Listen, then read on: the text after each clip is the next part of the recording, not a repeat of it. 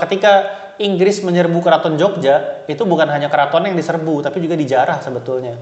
Ada penjarahan besar-besaran, baik harta, emas dan segala macamnya ya, perhiasan, tapi ada juga kekayaan kebudayaan gitu. Jadi ada manuskrip-manuskrip, ada naskah-naskah kuno gitu kan. Bahkan sampai gamelan pun dijarah.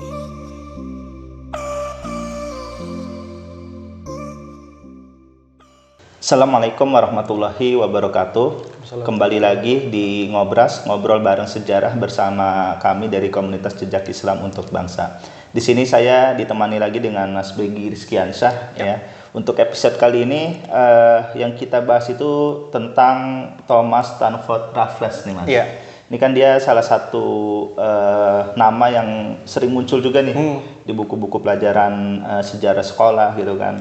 Karena kalau dari yang saya ingat dari nama Raffles ini dulu dia itu penemu bunga ini ya, Rafflesia Arnoldi ya kan, bunga atau bangkai, bunga bangkai itu kan, yang salah satunya juga ada di Kebun Raya Bogor itu. Tapi secara jelasnya Profil Raffles itu sebenarnya siapa sih? Kok bisa sampai nama dia itu cukup sering muncul di dalam sejarah Indonesia?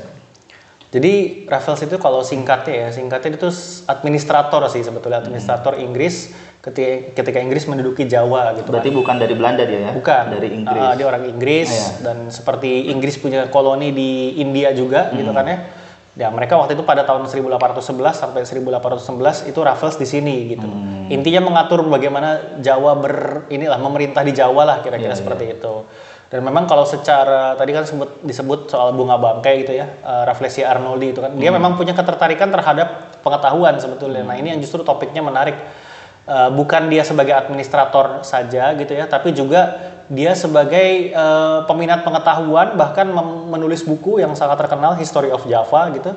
Tapi juga sebetulnya ada modus-modus kolonialis di situ gitu. Jadi makanya menurut saya Raffles itu penting ya, karena di satu sisi kalau kita baca sejarah Singapura, Raffles itu sangat diagung-agungkan gitu kan. Di sini pun ada beberapa seperti hotel atau perumahan misalnya pakai nama Raffles gitu kan. Padahal kalau dipikir-pikir ini kan penjajah gitu ya. Tapi makanya itu menarik, kenapa sebagian orang merasa itu sangat penting gitu loh. Padahal yang kita coba bongkar di sini adalah bukan sisi pentingnya dia di Singapura bagaimana, tapi apa yang dilakukan di Jawa terutama terhadap umat Islam gitu. Nah tadi kan disebutkan dia itu sangat tertarik dengan pengetahuan ya. Berarti ini kan dia ini sosok yang berbeda dengan katakanlah Gubernur Jenderal orang-orang Belanda lainnya. Betul. Kalau Gubernur Jenderal Belanda lainnya kan lebih fokus ke eksploitasi ekonomi ya kan, sosial politik ya kan. Nah Raffles ini tadi menariknya disebutkan memiliki ketertarikan yang lebih terhadap pengetahuan. Tapi memang apa aja sih yang dilakukan Raffles, padahal kan dia menjabatnya cukup singkat ya, di Indonesia waktu itu cuma 5 tahun, tapi bisa menanamkan pengaruh dalam bidang pengetahuan yang kayaknya itu cukup berpengaruh. Iya, jadi kalau kita singkatnya mau gimana bilang Raffles tuh punya concern sama ilmu pengetahuan, ya kita harus baca ini sih. Tebel banget ini. Iya, History of Java, sekitar 800 halaman ya. Itu ini ditulis ketika dia menjabat di sini? Sebenarnya enggak sih, enggak ketika dia menjabat, itu ketika dia mengumpulkan data-datanya terutama kan. Gitu. Nanti ini sebenarnya juga bukan karya dia sendiri gitu. Ada McKinsey yang membantu dia, ada Middlecoop juga, ada Cornelius yang bikin peta-peta dan lain-lain. Jadi dia sebenarnya juga mengumpulkan dari sumber-sumber sebetulnya dari informan-informan baik lokal maupun orang asing ya yang bekerja. Dan itu sayangnya menurut Faris Anur misalnya di karya dia tidak terlalu menyinggung peran-peran mereka gitu sebetulnya. Padahal mereka berkontribusi besar dalam History of Java itu gitu. Misalnya ada Bupati Sumeneb, Natakusuma yang juga membantu terutama dalam bahasa-bahasa Arab, naskah-naskah bahasa Arab gitu. Kemudian ada juga Adi Menggala dari Semarang, Bupati Semarang gitu. Nah ini kan dia sebenarnya nggak bisa bahasa Sanskerta misalnya, nggak bisa bahasa Arab, tapi bagaimana dia bisa mengakses itu semua gitu kan. Nah yang menarik juga bicara tentang bagaimana Raffles mengumpulkan sumber-sumbernya adalah ketika sebetulnya cara-cara dia mengumpulkan sumber itu nggak selalu benar gitu loh, nggak selalu baik lah ya, katakanlah seperti itu. Kenapa? Ketika Inggris menyerbu keraton Jogja, itu bukan hanya keraton yang diserbu, tapi juga dijarah sebetulnya. Ada penjarahan besar-besaran, baik harta, emas dan segala macamnya ya, perhiasan. Tapi ada juga kekayaan kebudayaan gitu. Jadi ada manuskrip-manuskrip, ada naskah-naskah kuno gitu kan. Bahkan sampai gamelan pun dijarah gitu. Jadi itu ada penjarahan besar-besaran di Keraton Yogyakarta yang menurut saya itu juga berpengaruh dalam bagaimana dia menyusun pengetahuan yang dia akhirnya bikin gitu dalam History of Java terutama gitu. Nah disinilah kemudian kita bisa melihat, walaupun menurut saya History of Java itu bukunya tebal, bagus ya. Maksudnya informasinya melimpah, setidaknya kita bisa tahu lah bagaimana kehidupan orang masyarakat Jawa pada masa itu gitu ya. Tapi ini juga tidak disusun secara sembarangan gitu. Artinya ada bias-bias kolonial juga, dan menurut Faris An-Nur juga History of Java itu datanya dikurasi sebetulnya sama dia. Dia pilih-pilih juga gitu. Dia selektif juga mana yang dia pengen tonjolkan, mana yang enggak. Karena kalau secara keseluruhan buku ini sangat menggambarkan bagaimana mencoba menggambarkan Jawa tapi dari sisi kegemilangan masa pra-Islam yang dia selalu singgung-singgung di buku ini gitu loh. Masa Hindu-Buddha misalnya, dan sejujurnya untuk contoh bagaimana dia menggambarkan mengkurasi data itu adalah bagaimana Islam digambarkan ditulis di buku ini itu nggak lebih dari 5 halaman atau 6 halaman saya lupa. Jadi ada 800-an halaman, 68 halaman membahas agama dan hanya 5 atau 6 yang membahas tentang Islam. Menarik, padahal masa itu kan mayoritas masyarakat Jawa udah Muslim ya. Gitu. Nah sisanya ya lain-lainnya ya gitu. Maksudnya kalau soal agama ya berarti agama lain gitu, terutama Hindu-Buddha gitu. Nah, ini kan judulnya History of Java, berarti seputar masyarakat Jawa doang berarti ya yang dia. Betul, dia ada sih bahas orang Melayu tapi komentar-komentar singkat gitu. Tapi lebih banyak memang masyarakat Jawa, dan ini memang bagus ya. Dalam arti saya menyarankan teman-teman semua membaca buku ini gitu karena berarti termasuk data primer juga ya dia ya. Karena kan pada zaman itu. Iya, sepertinya begitu ya. Masyarakat zaman itu. Cuma ya tadi kita bilang dia tidak meriset langsung setidaknya secara keseluruhan gitu ya. Banyak informan-informan yang sayangnya tidak berikan apresiasi yang cukup lah gitu kalau menurut para peneliti terhadap mereka gitu, peran mereka gitu. Terus kalau dari tadi kan disebutkan Raffles ini mengkurasi data ya kan, memilah-milih informasi data mana yang ingin dia sampaikan. Dari apa yang Raffles pilih ini kira-kira seperti apa sih pandangan Raffles itu terhadap masyarakat Jawa? Dia itu melihat masyarakat Jawa itu seperti apa di dalam buku? Mungkin kita mulai dari bagaimana pemerintahan dia merasa dia tuh telah menolong masyarakat Jawa gitu. Menarik nih, ketika Raffles tuh banyak mengkritik pemerintah Belanda ya. Sebelumnya yang sebelum Inggris, dia bilang Belanda ini terlalu begini, terlalu begitu, terlalu banyak mengeksploitasi dan segala macamnya gitu. Seakan-akan kita ini Inggris yang baik, Anda yang buruk gitu. Di buku ini loh gitu. Dia benar-benar membayangkan bagaimana mereka tuh hadir sebagai sosok yang baik, pahlawan lebih gitu baik ya. Dari Belanda, lebih baik daripada Belanda gitu kan. Dan lucunya dia menggambarkan masyarakat Jawa itu sebagai salah satu sifatnya adalah masyarakat yang penurut gitu, terutama terhadap pemerintah kolonial gitu. Jadi kalau nurut sama pemerintah kolonial itu baik katanya gitu. Intinya kurang lebih seperti itu ya. Jadi mungkin ada banyak bias-bias kolonial lainnya ya, tapi dia memulainya dengan justru menyalahkan Belanda. Seakan-akan kalau Belanda menjajah kita bukan kan gitu kan. Seakan-akan padahal kan sama-sama menjajah gitu ya. Gitu. Jadi dia akan ya seperti penjajah lainnya yang merasa mereka harus memakmurkan masyarakat.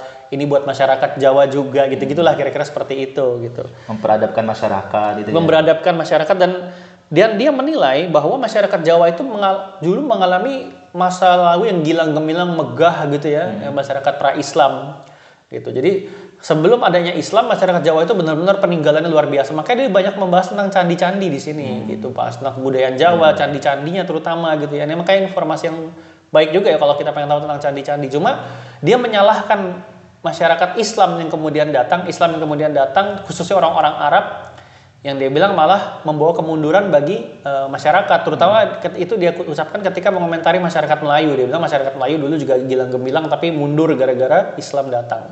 Dan gak beda komentarnya sebetulnya sama di Jawa gitu.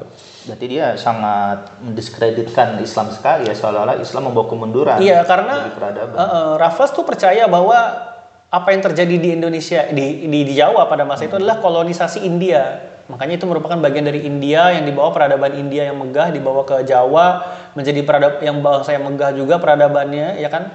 Nah kemudian datanglah Islam gitu. Itu yang kolonisasi India ini kemudian rusak lah kira-kira karena kehadiran Islam gitu. Memang bacanya halus ya, nggak dia terang-terangan gitu. Paling kita bisa lihat tapi komentarnya nih. Salah satunya misalnya saya bacakan ya biar nggak salah kutip. Boleh. Institusi Mahometan itu maksudnya agama Islam ya kan. Kalau Muhammad karena kan orientalis pada masa lalu percaya bukan ini adalah agama bikinan Muhammad, makanya disebutnya Muhammadan, Mahometan gitu ya. Institusi Mahometan telah melenyapkan karakter kuno mereka dan bukan saja telah menghambat kemajuan, tapi mereka juga mendorong kemunduran mereka. Gitu. Jadi bukan hanya menghambat kemajuan, tapi mendorong mundur gitu. Mundur mungkin beberapa langkah, dan ini dia terus terang menyebutkan agama Islam gitu kan. Dan di situ dia makanya percaya Islam itu sebetulnya nggak betul-betul diterima di masyarakat Jawa gitu. Jadi hanya permukaannya aja. Atau mereka juga masih banyak menyembah berhala katanya gitu. Bahkan Raffles menyebutkan orang Islam tuh, orang Jawa itu nggak minum alkohol bukan karena agamanya kok katanya gitu. Tapi dia nggak menyebutkan karena apanya gitu kan. Itu kan aneh sebetulnya ya. Karena kita tahu di masa pra-Islam kan minuman keras itu, alkohol itu ya bebas-bebas aja gitu kan. Mereka mengkonsumsi itu, tapi berhenti ketika Islam hadir. Setahu saya seperti itu. Tapi Raffles nggak menyebutkan kenapa mereka berhentinya, malah bilang bukan karena Islam, gitu. Tapi ya itulah yang terjadi. Dia menganggap Islam itu hanya di permukaan aja. Pada prakteknya masyarakat Jawa masih melakukan penyembahan berhala, praktek-praktek kuno mereka, gitu. Jadi di sini sepertinya seperti orientalis lainnya yang datang di kemudian hari, gitu ya. Menganggap Islam itu hanya di permukaan, ibaratnya lapisan kulitnya aja, isinya bukan gitu. Kalau kayu itu peliturnya aja lah gitu ya, bukan intinya gitu kan. Itu kan sebetulnya mencoba mengaburkan fakta bahwa Islam kan datang secara gradual gitu, dan bahwa ada praktek-praktek yang sebetulnya telah dicoba diislamkan. Itu masih proses islamisasi yang berjalan, dan itu tidak dilihat orang mereka melihatnya berarti ini masyarakatnya masih pagan atau masih berhala gitu. Berarti kalau tadi disebutkan memang pemikiran Raffles ini mirip-mirip orientalis di masa kemudian yang kayak Snohogronyo kan. Dia kan juga berpendapat bahwa ya Islam itu bagi masyarakat terutama di Jawa itu hanya lapisan tipis doang. Kalau ditelusuri lagi dalamnya itu ya Hindu, Buddha, atau animisme gitu kan. Berarti apakah ini artinya Raffles itu memiliki pengaruh yang kuat sebagai sosok orientalisme paling awal yang meneliti Hindia Belanda, atau mungkin ada tokoh-tokoh lain sebelum Raffles juga? Justru menariknya, menurut saya pribadi, sejauh saya tahu, Raffles adalah orang pertama yang benar-benar memberikan perhatian dalam soal agama dan masyarakat gitu ya. Misalnya sebelum-sebelumnya di masa VOC gitu kan, banyak tuh orang-orang yang menulis tentang agama Islam sedikit-sedikit, seperti Valentine misalnya kan.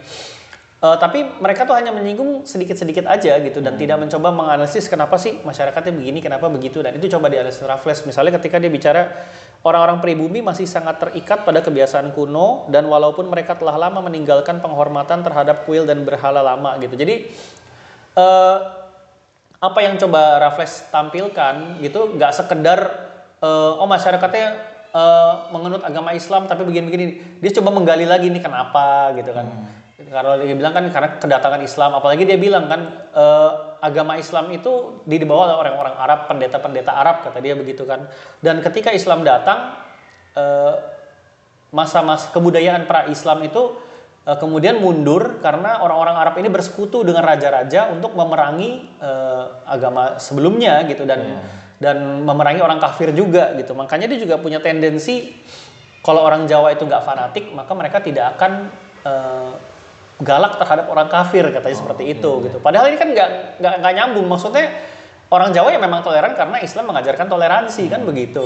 Cuma ketika ada kolonialisme yang mengeksploitasi, menekan, menjajah, orang Jawa kan akan melawan juga gitu. Dianggapnya itu karena Islam gitu. Tapi kalau mereka baik itu bukan karena Islam gitu. Itu kan seperti Snook juga bilang di Aceh. Ini orang-orang Aceh ini melawan karena pengaruh-pengaruh dari para ulama-ulama mereka nih yang mengompor-ngomporin nih gitu. Sebetulnya orang itu mereka tuh nggak fanatik, tapi mereka jadi fanatik, jadi intoleran gara-gara ulamanya. Ini kan absurd ya, maksudnya tidak sesuai fakta. Karena kan di Aceh juga orang-orang kafir, orang non-muslim itu hidup berabad-abad baik-baik saja, dan Aceh kan negeri yang kosmopolitan gitu.